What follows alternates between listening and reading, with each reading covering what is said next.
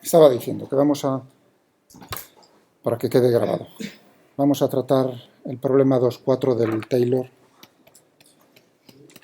del capítulo 2, en el cual pues vamos a intentar dar una explicación al término cuadrático en la fuerza esta resistiva que ejerce un fluido sobre cuerpos sólidos al moverse dentro de ellos. Entonces estaba dibujando aquí hace un momento este cuerpo que se está moviendo, por ejemplo, con esa velocidad de izquierda a derecha. Está todo rodeado aquí de...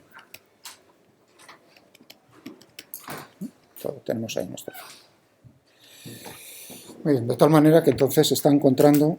Vamos a coger aquí el área. Esta es la sección transversal.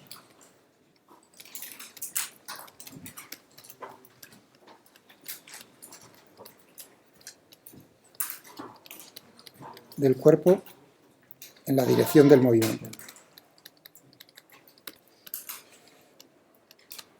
Es decir, de V.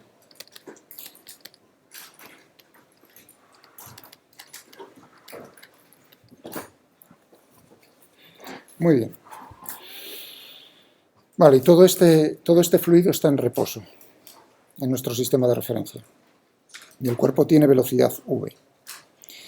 Al moverse, por ejemplo, el cuerpo en un delta de t, ¿no? Un intervalo, vamos a suponer que es finito, si queréis.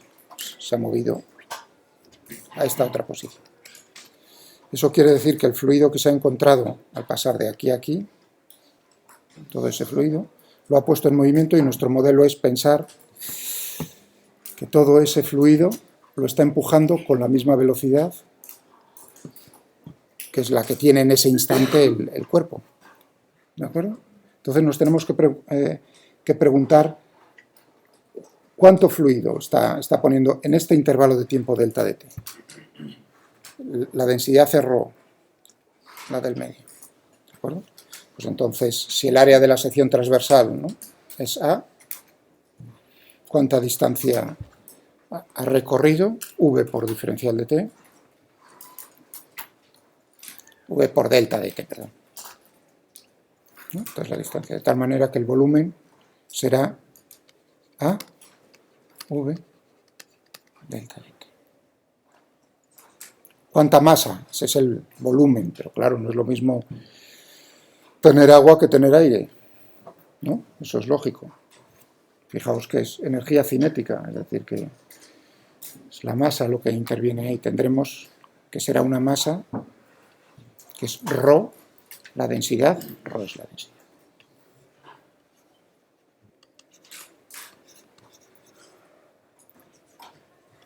Del fluido.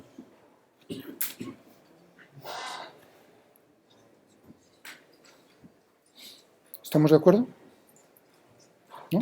No tiene nada extraño. Porque vamos a ir paso a paso. Es decir, que está moviendo fluido a un ritmo de ρ a por v. El ritmo es cuánta masa por unidad de tiempo.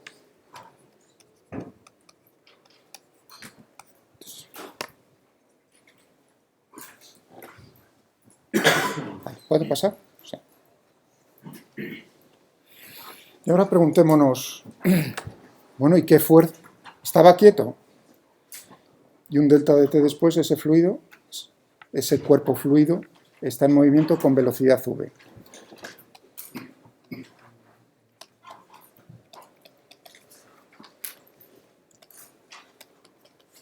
¿Qué fuerza ha tenido que ejercer el cuerpo? Uy, el cuerpo, no cuerpo.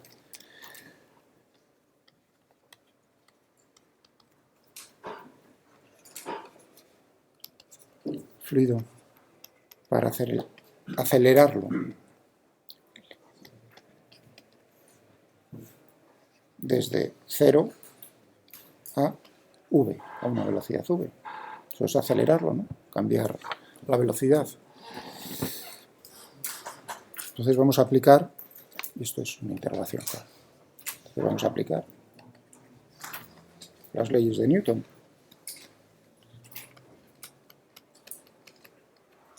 La segunda ley de Newton.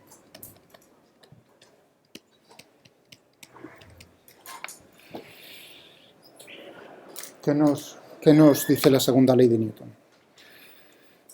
¿No? La suma de fuerza es la fuerza neta que se ejerce sobre un cuerpo. Vamos a olvidarnos ahora de cosas raras. El sistema de referencia es inercial. La suma de las fuerzas reales, la fuerza neta o fuerza resultante, como queráis llamarlo, a mí me da igual.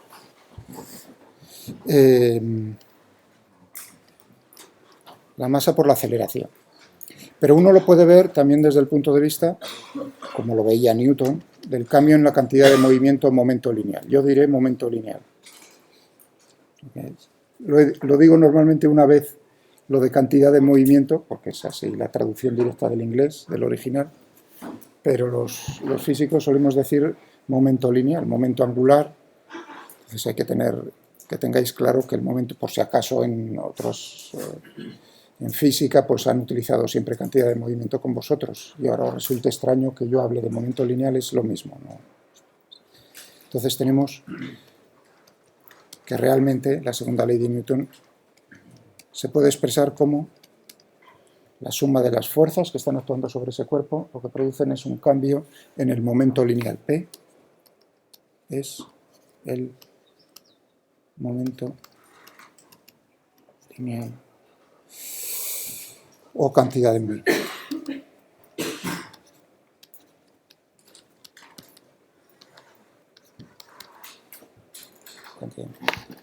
Y P, pues no es nada más que la masa por la velocidad. Uno dice, bueno, por supuesto, en física clásica el paso este pues es inmediato, pero esto no es cierto a velocidades grandes en comparación, digamos, con la velocidad de la luz. Esta sigue siendo cierta, pero esta ya no. O sea, que cuidado con eso, ¿eh? Bueno, pero esta es muy útil, por ejemplo. En este caso, en este problema, uno dice, bueno, pues genial, uno puede hacer una aproximación, o sea, una valoración y decir, bueno, pues si en vez de considerar, o podemos considerar, en vez de intervalos finitos, intervalos infinitesimales, es decir, que en el caso anterior lo que tenía era ρ a v en vez de delta de t diferencial de t. No tiene ningún problema. ¿De acuerdo? De tal manera que entonces la fuerza va a ser el cambio en el momento...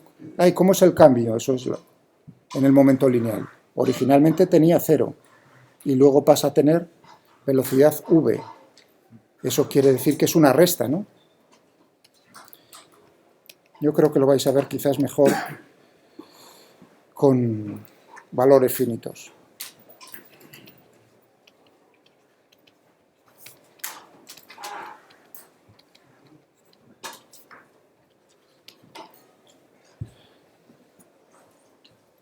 ¿De acuerdo?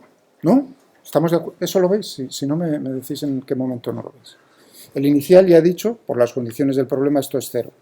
Su velocidad es 0. Es decir, que lo que tenemos es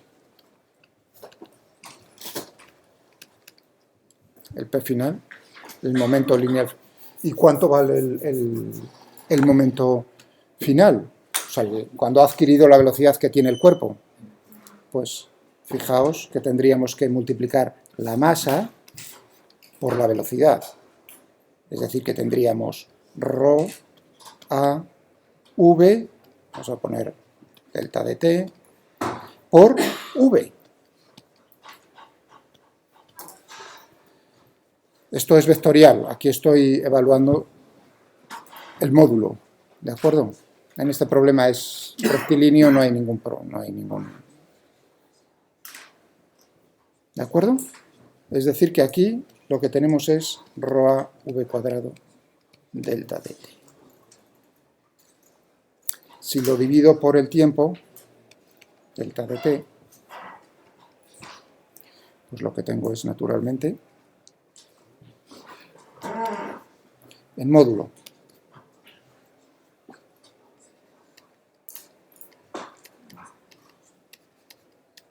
Ser igual a ρ a v cuadrado. Pero fijaos todos los pasos que hay que hacer en el...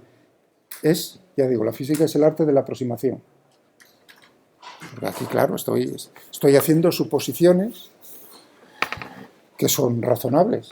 Bueno, cuando se mueve, arrastra consigo, o empuja, mejor dicho, más que arrastrar, empuja el fluido que tiene por delante y lo pone pues a la misma velocidad. Claro, uno diría, hombre, eso cierto, porque lo que esté cerca de los bordes se va, digamos, por así decirlo, se va a apartar más que otra cosa. ¿De acuerdo? Pero bueno, una primera aproximación no está mal. Evidentemente, el que esté justo en el eje del movimiento, ese sí que le pilla de lleno, por decirlo de alguna manera. Entonces, ese sí que lo va a poner a la velocidad que tiene el cuerpo. Muy bien. Bueno, uno puede decir, ¿puedo tener en cuenta ese efecto de decir, bueno, no todo se va a poner a esa velocidad? Es lo que os dice por ahí en el enunciado. Siempre podemos utilizar un parámetro, decir, bueno, pues, un coeficiente que va a dar cuenta de realmente cuál es el porcentaje del fluido que vas a poner a esa velocidad. Que aquí lo llama kappa, la letra griega kappa. O sea que uno puede tener en cuenta ese efecto.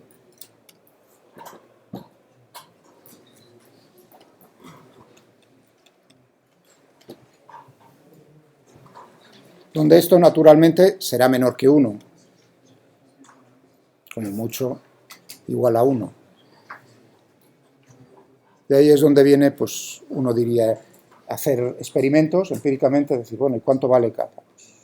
Por ejemplo, aquí te dice, para una esfera, nos está diciendo, para una esfera, pues este factor pues es del orden de 1/4, 0,25. ¿Perdón? No, nos lo dice aquí, no, estoy leyendo el enunciado. O sea, tú haces experimentos con esferas, porque yo el cuerpo que he puesto ahí lo he dibujado como una esfera, vamos, redondo, pero yo en ningún momento en el enunciado he dicho que tenga que ser una esfera, o no dice en ningún sitio que tenga que ser una esfera. ¿De acuerdo? Eso, digamos, sería parametrizar el... Pero realmente lo importante aquí es, digamos, este carácter, porque nosotros lo que estamos buscando es precisamente el que es proporcional al cuadrado de la velocidad, y aquí ya se ve de lleno. Todavía no está terminado el problema, porque claro, lo que estoy analizando aquí naturalmente es qué fuerza, realmente esta es la fuerza promedio, porque yo he jugado ahí con deltas, con valores finitos, entonces esa fuerza neta es la fuerza neta promedio. Bueno, uno dice, pero en la fuerza neta, ¿cuántas fuerzas están ejerciendo sobre el fluido? Ahí estamos olvidándonos, fijaos, que este experimento lo podemos hacer fuera de la gravedad. O sea, que realmente ahí la única fuerza es la que ejerce el cuerpo sobre el fluido. ¿Vale? ¿Entendido? Y ahora la pregunta era no sobre el fluido, sino del fluido sobre el cuerpo.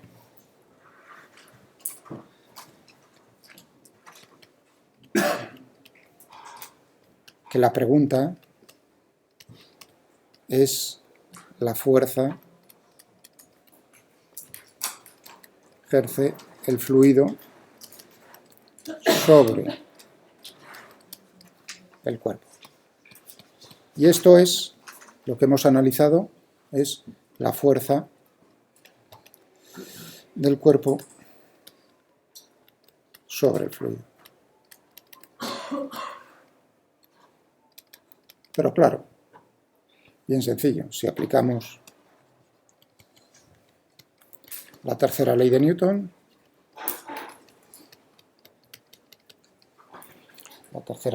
pues lo que tendremos es acción y reacción, ¿no? Tendremos que ambas fuerzas son iguales en módulo, misma dirección y sentido contrario, es decir, que tenemos lo mismo, que es ρ a v cuadrado y si queréis por el factor s kappa.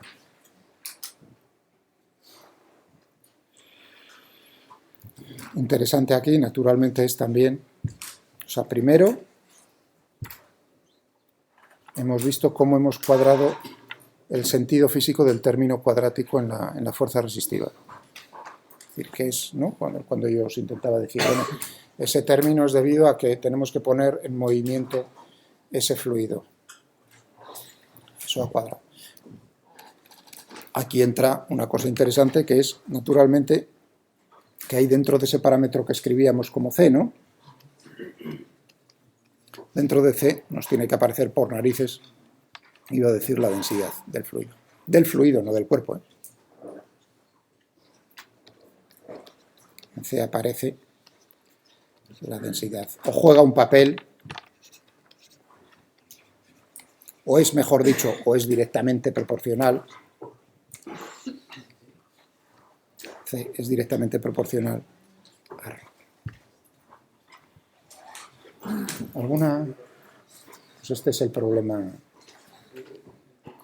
Vamos, pone ahí luego con cosas numéricas, pero lo interesante de este enunciado, de este problema, es darle el sentido. Lo dejó en el autor, pues precisamente como... Por eso digo que es no sé si os lo dije el primer día en la presentación, que es cuando dije no va a haber clases de teoría a tal hora, problemas a tal hora, ¿no?